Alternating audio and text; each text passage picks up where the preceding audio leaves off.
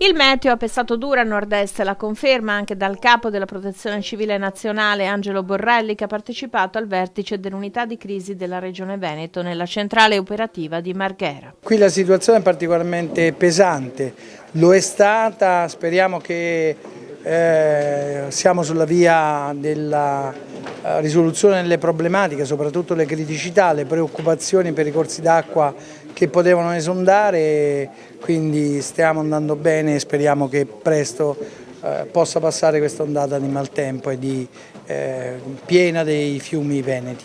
In Italia si spendono 7 miliardi di euro all'anno per i danni causati dal maltempo, un dispendio di risorse che potrebbe essere investito in interventi strutturali e di allertamento preventivo della popolazione. Cittadini però che devono essere più coscienti del pericolo e autoproteggersi. I fenomeni atmosferici sono diventati estremi, ma ci si può difendere. Sì, bisogna fare un piano strutturale per la prevenzione, soprattutto pulizia dei fossi, manutenzione del territorio.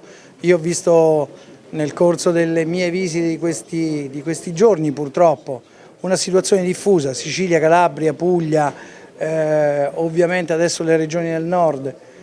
Bisogna lavorare per la messa in sicurezza del territorio e permettetemi di dire, perché noi ci occupiamo anche e soprattutto di prevenzione non strutturale, bisogna lavorare per la prevenzione, per la conoscenza dei rischi. Molte persone si sono messe a repentaglio in occasione di questo evento. L'idea di una polizza assicurativa? L'idea di una polizza assicurativa è una necessità per me.